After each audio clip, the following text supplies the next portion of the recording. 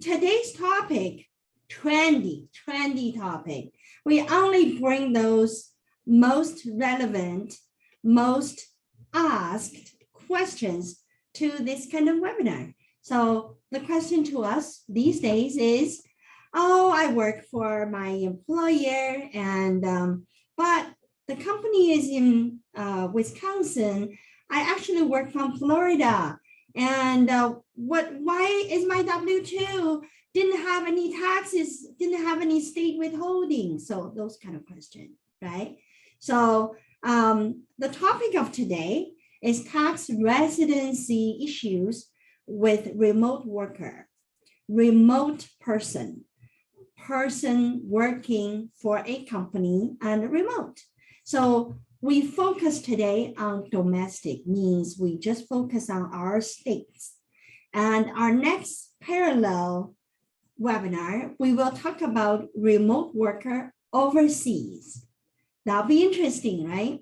We actually have a client with the employee, and normally, of course, this employee works in United States of America, but pandemic hit, so the employee could not come back, stuck in another country, but still can remotely working. So now, what is the rule? So that will be for next webinar.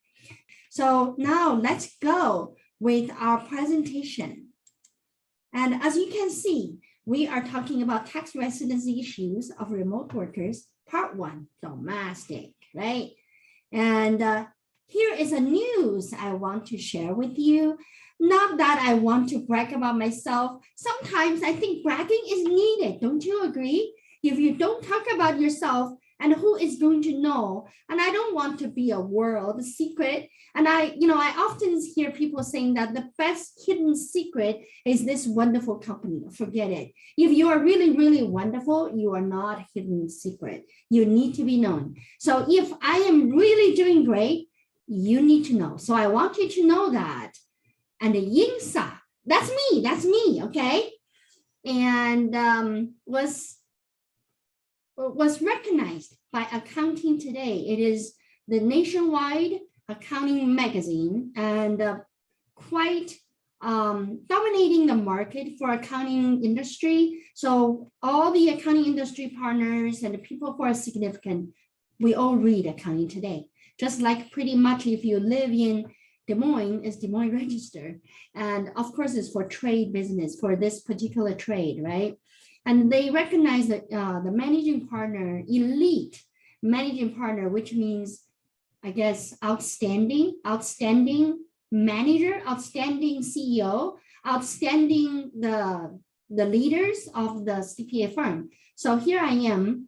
And interestingly, and everybody, there's a couple of other people also being recognized from different areas, different state, different companies. And they all have a little headers to it. And mine is mission driven. And I thought that was so precise. And I actually don't even know how they select that, but here I am. And I want you to know, I want you to be proud of our firm and me. And I take that as encouragement. So I will continue to achieve more and better and do more, make more contributions to the business entrepreneur community and making all of us successful in business. And no responsibility disclaimer is important. Our corporate attorney making sure that we put that out. And it is just to tell you that internet information is internet information. Don't believe in everything you hear. Always do your own research. And mistake is being made by humans, and we are humans, right? So mistake happens. And, knowledge do outdate. So make sure that you check before you utilize the knowledge for your own purposes, right? Why remote working? So this topic become really fashionable because remote working is a thing.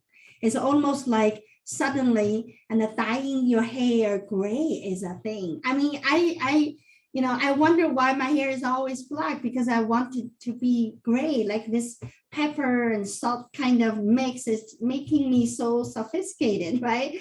So it is fashion. It is a fashion today because COVID made it possible, and everybody tried out how to work from home. And so work from home is a thing. And HR advantage, because you will be hiring from a much bigger pool of qualified candidates to work at your company, because I always believe that the best, responsible, smart humans are among the moms. Do you believe that?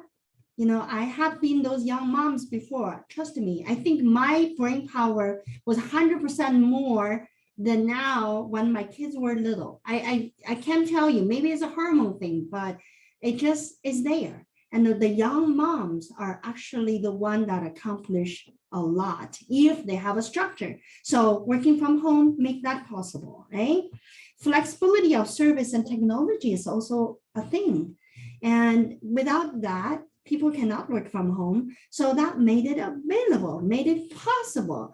And of course, overhead reduction. If people don't come into the office, they're just staying at home working. As long as they accomplish something and doing the work, and sure, you reduce your overhead. So that is why remote working is a thing. That is why how to handle these employees become a challenging situation for all the bosses, employers, right? Now, things to consider. And when we are considering employee working remotely, you want to keenly aware of the difference between employee and the contractors. So you probably terminating your employment relationship to a subcontractor and a contractor relationship because of this remote work. So you really want to measure that. And we had another webinar just not too long ago related to the difference between employee and a contractor. And make sure you know them before you decide whether you're paying an employee or you're paying a subcontractor, and whether they're full-time employee or they're part-time employee. For subcontractors, no such a thing about full-time and part-time, because you should not be counting your subcontractors by hours. That doesn't work. As soon as they're by hours, they become your employee, okay? And the definition of remote worker, okay? Here, this one, the United States Office of Personnel Management. This is the HR department for United States of America. And their definition is long distance telework, also referred to as remote work, is a flexible work arrangement in which an employee works most or all the time from a different geographic area. So that is their definition of remote worker or long distance telework. All right. Now, for hiring contractors, just very briefly, and it's very easy, right? When you hire contractors, we are here today, I'm in Minnesota. If I hire someone from California or from Washington and state, then I would make sure that I know my subcontractor's bank account and I have them sign subcontract agreement, and we agree on to how to pay by the project. And then I will just send the money over. There is no requirement for me other than getting W-9 to know which entity I'm paying, right? Contract. And if I pay them more than $600 a year, it is always required me at the end of the year to issue 1099.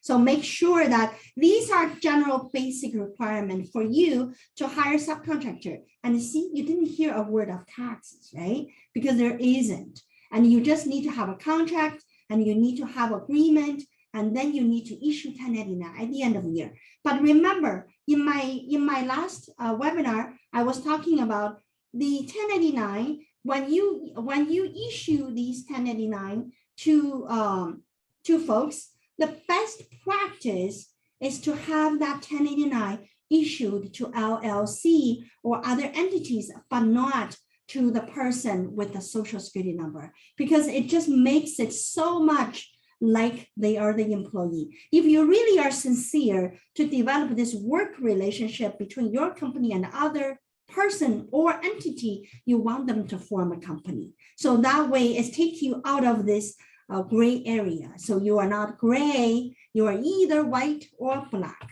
right? Or colorful.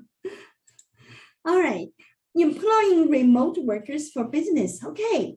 And employers who hire employees outside their home state must fulfill their duties to withhold state taxes on state by state basis. So you might be an employer goes, whoa, Ying, what are you talking about? I send my employee to this place for 6 months, that place for 3 months, another place for another 3 months. And are you saying that I need to withhold all different state taxes? Yes, the answer is yes. So see, based on the state requirement, you want to make sure that number one, you withhold that state taxes. Number two, you register that person with the unemployment insurance in that state. So you cannot be employing remote workers without that, okay? And if your company is based in Minnesota, this is an example, but you employ a full-time remote employee who lives in California, and you are the boss, need to register with the relevant tax authorities and deposit taxes in California. Make sense? So it is possible that at the end of the year, when you issue W-2 for this employee, and he gets like a W-2 with 3 different states money on it. And good luck. He needs to go to CPA firm to file a 1040 with 3 different states. Okay? All right. Now, how remote workers are taxed? I just kind of mentioned that to you by state. So at a federal level, the US workers pay taxes based on where they physically work, not where the employer operates. So Community CPA operates in Minnesota and Iowa today. But if we have employee in different other states and they are counting as an employee for that state, not where Community CPA is at, okay? State taxes are more complicated in general, not because the state government is like to make it complicated, because in United States of America, as our name suggests, every state has their own authority to do things. They can make it certain way, and you are not familiar. So you maybe you grow up in the state of Florida. If you come to Iowa, you're probably complaining about the state. The Iowa is charging income taxes. Florida doesn't, right? So every state is different. So make it hard for an individual to understand all of it. This is one of the reasons why you're working with CPA firms, because as a firm, we would have all of these knowledges about all the states. So when you come through, and we knew that to zoom you in on that state, know everything that you need to do for that state. Generally, the states either use domicile or resident state to determine which state employee pays taxes. So what does that mean? And if I translate that English into easy to understand, normally they determine by your driver license and by your voting place. So if you are a Florida resident, you vote there, your driver license is there, but you work for Community CPA. So Community CPA is in Iowa and Minnesota. So when we do your taxes, do we withhold Iowa state taxes? Do we withhold Minnesota state taxes? The answer is no, because you're in Florida. Because your driver license, your voting, everything is in Florida. Not all states levy state income tax, right? And the following states don't have income tax. State income tax, they don't have. Alaska, Florida, Nevada, New Hampshire, South Dakota, Tennessee, Texas, Washington State, and Wyoming. See? In most situations, employees remotely working for those states would only file their federal tax return. And don't be simplifying that as, oh wow, then why don't we all move to those states? It's not true, because income tax is just very small fraction of what impacts you. Property tax, sales tax, all the other local tax, city tax, county tax, all of these are coming in to play out your economic well-being in one state. So a lot of times when people set up businesses, we provide consultation service for companies, especially when the companies are overseas companies, they don't understand the United States and which state, how that tax goes. They would engage our firm to do analysis on where do they set their business to be to start is the best place. So we do that kind of analysis based on all of the factors in the state. So, but for these purposes, and knowing that if you are Florida residents and you work for Community CPA, congratulations, you don't need to pay state taxes. Your paycheck should not have Florida taxes or Iowa taxes or Minnesota taxes on there. All right, let's look at examples, okay? Example 1, Annabelle lives in the state of Iowa, and she performs work for a company that is based in Illinois. He pays state taxes on income for Iowa and not for Illinois. The remote worker pays state taxes at the state they reside in, right? You see, the company is in Illinois, but she lives in Iowa. Her driver license is Iowa, her voting ticket is in Iowa, and so then she will be paying taxes in Iowa, even though the company is in Illinois. Simple, right? Example 2, non-resident tax return should be required when remote workers earn income outside of their state of residency. And so here we had examples saying Hector lives in New York and would most likely be subject to New York taxes as a resident on his income for any work performed while working in Maine for some of the years. Depending on Maine's filing requirement, Hector could also be required to file a non-resident return or a part-year return with the state of Maine for any income that was earned during the year in Maine. Hector could then qualify for a credit on his New York return for taxes paid in Maine on the income tax in both states. You see, what happened here is that the state are requirement different. Sometimes the other state's requirement would require you to double pay the taxes on the same income. If that ever happened, and you will find a tax credit to eliminating that duplication. So this is basically in a nutshell saying that if you are a non-resident of a place, but that non-resident states also require you to file income tax, and then you would find credit in your resident states. So with that, check your W-2. Sometimes a remote employee's form W-2 lists more than one state. In those instances, number 1, employee may be required to file a non-residence return with the second state that was listed on the W-2, or the non-resident return is not required. An individual may still want to file a non-resident return to get a refund for that withholding. So, for example, you work in Iowa, and your company is in Illinois, and you work in Iowa. You live in Iowa, and let's say your HR department simply made a mistake. They just did your W-2 with the Illinois withholding. The company is in Illinois, but you live in Iowa. So in this case, what you're going to do? You're going to file a federal tax return, and you're also going to file a non-resident for Illinois, get those refund back, and then you will file Iowa return and put the refund back in.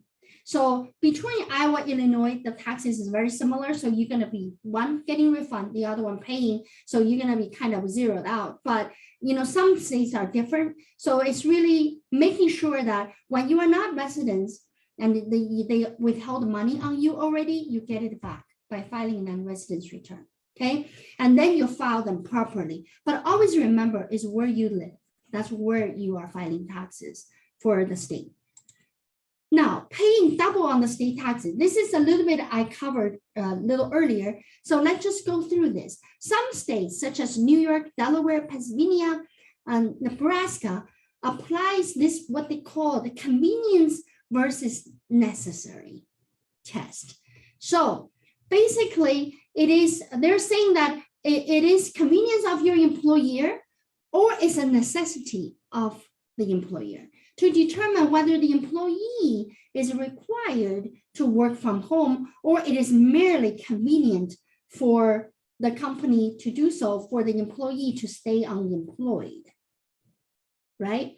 And if an employer is located in one of the convenience of the employer state, and the law determines the employee works from their home out of convenience rather than necessity, then the employer's state can tax that remote worker for income earned. Got it? So let's say the company is in Iowa and you work in Florida because you told your, of course, Iowa is not a convenience of the employer state. Let's just say the company is in Pennsylvania and you live in Florida, and your company in Pennsylvania allowed you to go to Florida because your spouse moved to Florida, and if they don't let you do that, you're just going to quit your job. So that is for your convenience, right? For your convenience as employee. When that happened, Pennsylvania can still tax your income, even though you moved to Florida. Your residents in Florida, they can still do that because there is such a convenience of employer status thing, right? And remember, this just applied to a couple of states, but in this case, you could be taxed even though you're in Florida. You shouldn't be paying taxes, but you're still gonna be taxed for that, right? The remote workers residence states could also tax the same income, leading to double taxation. But my earlier example wasn't that great because Florida doesn't tax you. But if you were Pennsylvania employer and you moved to Iowa, and because you live in Iowa, you need to pay taxes. Pennsylvania is a convenience of the employer state, so they also tax you. So same income you did twice, same you. And you can apply, you can put in a tax credit when you work on your non-residence return in Pennsylvania, and when you work on your state return for Iowa. So that's how you're gonna work it out, okay? All right, so paying double on state taxes and the state reciprocal agreement. So note one, each state implements its test has its own rules. So the state gonna decide whether you're a resident or not. And we had a case some times ago, and it is an executive person in one of the largest insurance company. And so his family all lives in Virginia, and he works here in Iowa. So on the weekend, he flew back to Virginia. So Virginia state wanting to tax him on the income he got in Iowa, but Iowa, he's a resident here, so also get taxed. So he has to struggle these two, right?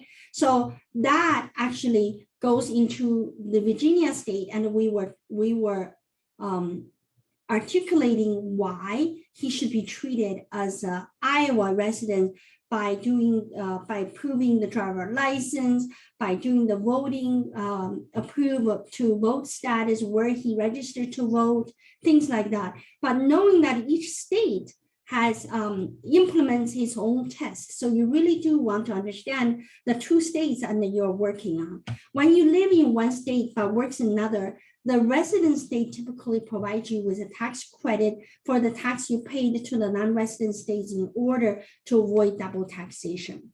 And this is a general rule, and they would provide you. In an effort to prevent double taxation, some states have reciprocal agreement with neighboring and bordering state and check to see your state. So you really do want to narrow down to where you are and study that. Have your CPA do the work, okay?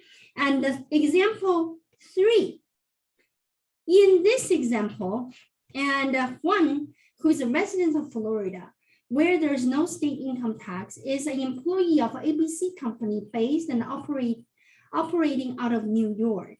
Juan performs all the work within an office in his home for ABC company for the entire year. The New York State Department of Taxation Finance finds that Juan works out of his home office out of convenience, not out of necessity. As a result, Juan will be required to file New York non-residence return since the income earned will be sourced to New York. Got it? And in this example, if the employee, instead of working for a company located in the state without convenience or necessity test, he may not require to file income tax return with any state. This is like Florida don't have income tax, so he would not file income tax return at all. But in this case, he has to, because New York is this one of those we call that convenience state test, right? Because it's out of convenience. So example four, Christine, who is a resident of New Jersey, is a remote employee of a company based and operating in Pennsylvania. Christine only has compensation from the employer in Pennsylvania and is reported to her on Form W-2. Under Pennsylvania's convenience of the employer rule, Christina is found to earn income from Pennsylvania source, even though he performed all his work in New Jersey from home. Under the general rule, Christina would need to file a non-residence return with Pennsylvania tax office for income earned from Pennsylvania. However, Pennsylvania and New Jersey has this reciprocal agreement. Under this agreement, any compensation earned by New Jersey residents employed in Pennsylvania would not be subject to taxes in Pennsylvania. Therefore, Christine would not need to file tax return in New Jersey as residents, and he is exempt from filing Pennsylvania's return. So this is a state reciprocal for remote employee, right? Final words and takeaways. Remote working offers convenience for both employee and employer, but you do have to look at which states you're working on and then to apply the rules accordingly, right? Remote workers may need more support in navigating and handling their state taxes. So maybe if you are an employer and thinking to encourage your out-of-state employee to stay with you, maybe even offer tax services for them so you don't get into questions from your employee not knowing how to do their taxes, right?